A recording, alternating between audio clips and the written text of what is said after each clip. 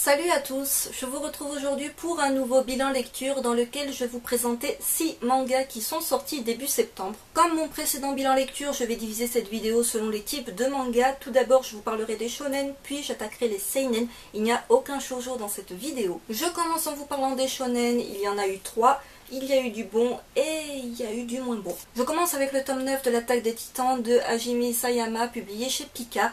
Shonen toujours en cours au Japon avec déjà 14 tomes de parus et le tome 10 est prévu en France pour le 29 octobre. C'est un manga avec lequel je ne suis pas vraiment objective pour la simple et bonne raison, comme je vous l'avais déjà dit, que c'est mon coup de cœur Shonen 2013. Vraiment un titre que j'adore et dont je vais me prendre le spin-off, le guide, même si je sais c'est commercial. Ils n'avaient pas besoin de sortir tout ça mais je m'en fous tellement j'adore l'univers, les personnages, les titans en eux-mêmes, etc. Dans ce tome 9, je vous en parlais très vite pour la simple et bonne raison que si je rentre trop en détail, je vais vous spoiler un truc de dingue, donc c'est pas l'idée.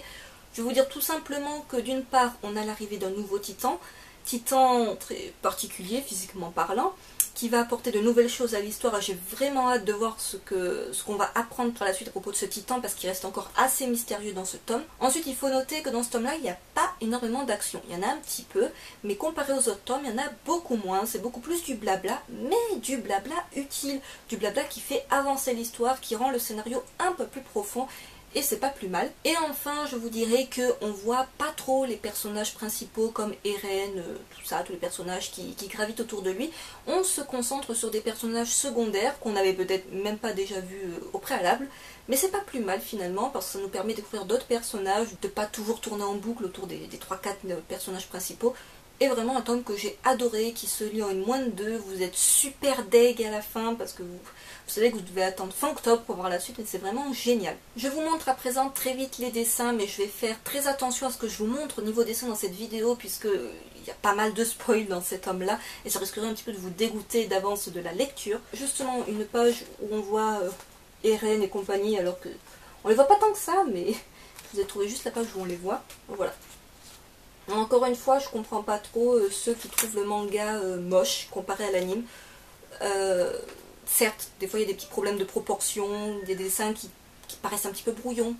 Oui, j'ai vu ça dans des tas d'autres mangas, ça m'empêche pas de les apprécier et ça ne m'empêche pas d'adorer ce manga et d'avoir franchement hâte d'avoir le tome 10. Je continue avec le tome 39 de Fairy Tail de Hiro Mashima, publié chez Pika.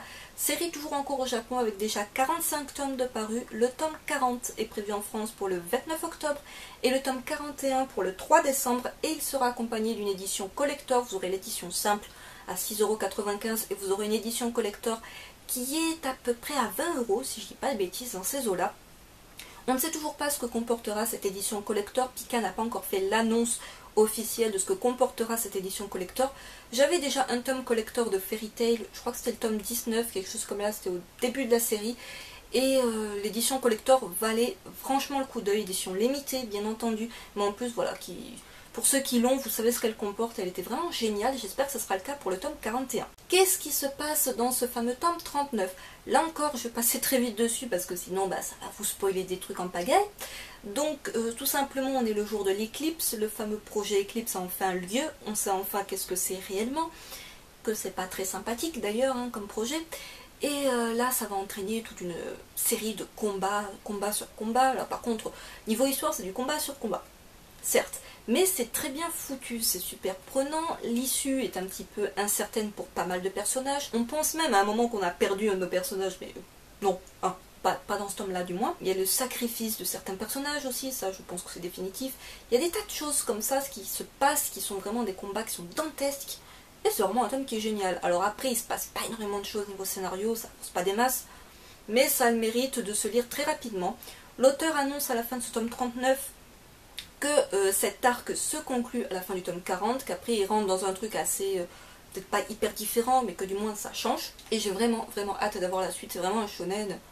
Autant il y en a je me suis lassée, mais autant celui-là je ne m'en lasse pas. Niveau dessin, là aussi je vais faire attention à ce que je vous montre, parce que ça va être très rapide de vous spoiler un truc de dingue. Un truc rigolo, allez, une petite touche de ecchi. Alors je sais, il y en a qui vont me dire, ouais mais Fairy Tail c'est trop du ecchi maintenant. Oui, mais bon, personnellement, en tant que fille, ça me dérange pas tant que ça, donc je pense pas que ça dérange les mecs tant que ça au final. Un deuxième dessin qui, je pense, n'est pas trop spoilant, Franchement, je peux vous montrer d'autres trucs, là vous allez me détester parce que ça va vous spoiler des trucs de dingue.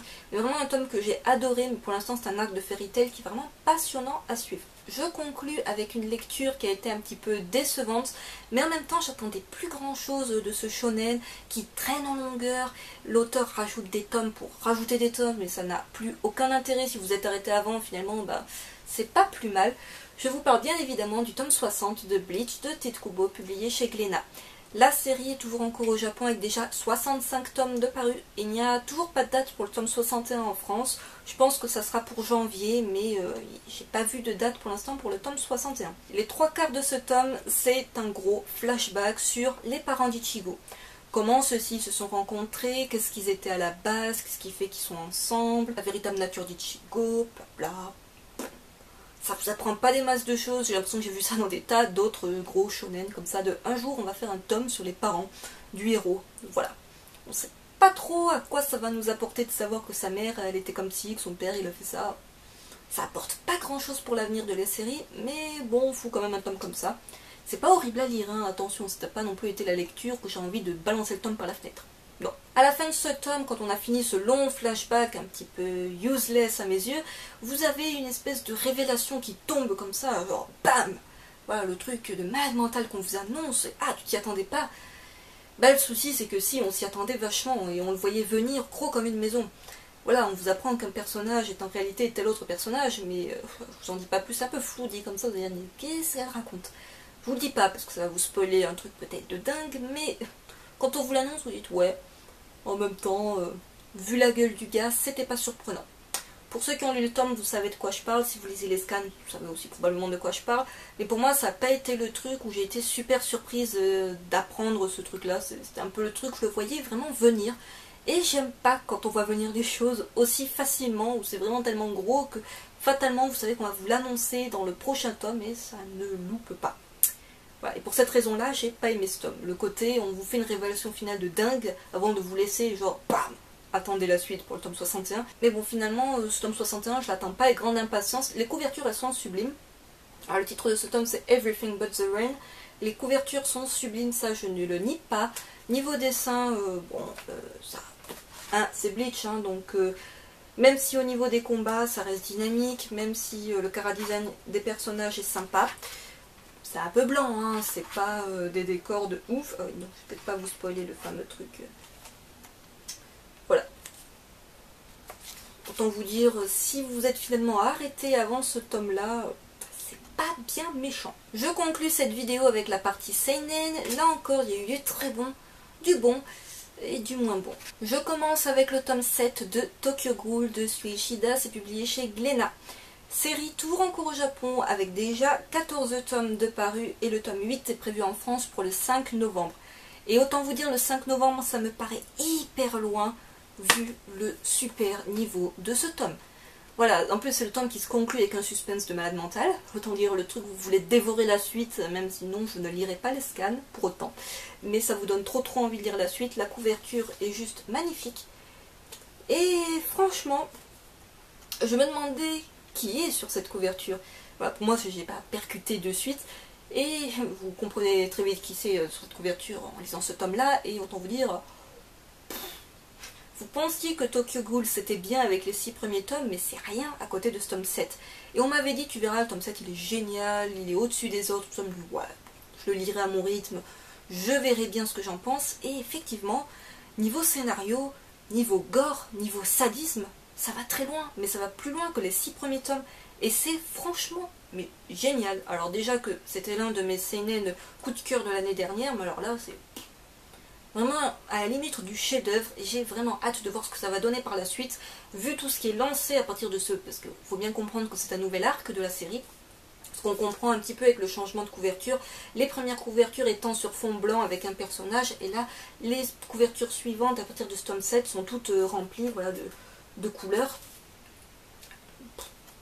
Voilà, j'ai pas grand chose d'autre à vous dire à propos de ce tome là, parce que si je vous en parle, le souci c'est que là par contre je vais vous spoiler, ça va être spoil sur spoil si j'en parle de ce tome là. Mais si vous avez déjà lu la fin du tome 6, vous vous doutez que la suite va être assez sombre et assez dure pour le personnage de Ken, et c'est effectivement le cas. Et encore une fois, je vais faire hyper attention à ce que je vous montre, parce que Parce que voilà, c'est spoil sur spoil. Allez, une petite image sympa. Je ne pense pas que ça vous spoil un truc de dingue. Hop, et une autre petite image pour le plaisir des yeux. Oh, vous avez un combat qui est juste génial. C'est que si je vous montre le combat, je vous montre un truc qu'il ne faut pas que je vous montre en vidéo. C'est pas hyper passionnant ce qui se passe au début. C'est souvent comme ça d'ailleurs, j'ai remarqué les tomes de Tokyo Ghoul. Le début, ça commence doucement. Vous dites, ouais, bof. Et puis ça monte crescendo en action, en rapidité. C'est vraiment un manga, je trouve, digne des romans qu'on appelle les romans de page-turner. Alors, pour ceux qui ne savent pas ce que c'est le page-turner, ben, tout est dans le titre. C'est tout simplement, vous êtes tellement happé par votre lecture que les pages, elles se tournent comme ça. Vous allez me dire, ouais, bon, un manga, ça se lit automatiquement comme ça. Ben non, parce que je peux vous dire, il y a des mangas où vous ramez à tourner les pages tellement vous vous accrochez pas, tellement c'est pas passionnant, tellement c'est lent, c'est mou, c'est inintéressant. Et là, vous êtes tellement à fond dans le truc, obligé, vous le bouffez en un quart d'heure. Et voilà, après vous êtes deg, parce que vous dites, punaise, je vais devoir attendre plus de 2 mois pour avoir la suite. Mais bon, quand même un titre que je vous conseille encore une fois, s'il y en a qui hésitent à se procurer le titre, mais bon sang, mais n'hésitez plus, il n'y a aucune raison d'hésiter, vous ne serez absolument pas déçus. Par contre, oui, il y a une bonne touche de gore et de sadisme, donc si ça vous rebute un petit peu, ça risque de vous choquer un petit peu et de vous déranger dans votre lecture, mais après tout c'est un seinen, donc il faut s'attendre à quelque chose d'assez violent. Je continue dans un tout autre registre avec le tome 3 de Attache-moi de Leiyota Amasume, c'est publié chez Pika. Je me rends compte que j'ai que du Pika et du Glénat. J'ai que du... Oh non, le dernier ce n'est pas un Pika, ni un Glénat. Seinen toujours encore au Japon avec déjà 13 tomes de parus et le tome 4 est prévu en France pour le 12 novembre. Alors je vous avais dit après ma lecture du tome 2 que je me tâtais à continuer la série parce que finalement dans le tome 1 j'avais hyper accroché, mais le tome 2 il redescendait bien quoi finalement à mon estime. Je me disais si le tome 3 il descend encore, stop, on arrête les frais. Mais heureusement l'auteur a mis un petit truc dans ce tome là qui fait que ça relance un petit peu mon intérêt pour la série et l'envie de le continuer. Alors je vous avais dit que pour moi c'était du SM trop gentillé, voilà, ça se voulait, bon, ça se voulait quand même, je dirais pas tout public, hein, non, parce qu'on va pas se mentir, le logo est toujours là, mais dans le sens où c'est pas hyper choquant, vous n'avez pas des scènes de torture comme on peut vraiment voir dans le milieu SM, genre des choses assez hardcore. Là c'est pas le cas, c'est pas hardcore, ça reste des trucs gentils entre gamins entre guillemets. Mais dans ce tome-là, une troisième personne se rajoute à notre duo et leur petit jeu SM. Et le fait d'avoir intégré une tierce personne à leur jeu un petit peu bizarre là, ben finalement ça relance mon intérêt pour la série parce que ça met un petit peu de piquant. Au début de ce tome, j'ai même pensé que le titre prendrait la même direction que Nozokiana, c'est-à-dire voilà le secret qui est un petit peu mis en péril par une personne qui se retrouve au courant et qui va le révéler à tout le monde. Mais non, finalement l'auteur ne prend pas cette direction-là, il prend une direction un peu plus irréaliste. Hein, on va pas dire que c'est franchement réaliste que quelqu'un surprenne 2 autres personnes en train de faire un jeu SM et te dire bon allez je me joins à vous. Non, surtout si la personne n'a jamais testé ça, c'est juste pour voir si ça lui plaît ou pas. C'est un petit peu bizarre, mais voilà, ça se veut pas du tout réaliste. Encore une fois, c'est vraiment la lecture érotique, détente je dirais. Et donc l'arrivée de ce personnage, ça fout ouais, un petit peu de piquant, ça fait qu'il y a des scènes un petit peu plus hautes, un peu plus développées. Il y a un petit peu de suspense aussi, pas un truc extraordinaire non plus. Il y a des scènes comme pour Bleach, le souci c'est qu'on les voyait venir dès le début du tome, voilà, il y a des petites images, des petits trucs qu'on vous dit vite fait, genre c'est pas important, je te le montre vite fait. Mais bon, quand vous êtes habitué à lire des mangas, des livres, des films, tout ça, ben vous vous dites ouais, ça c'est pas mis là par hasard, ça va revenir plus tard et ça loupe pas.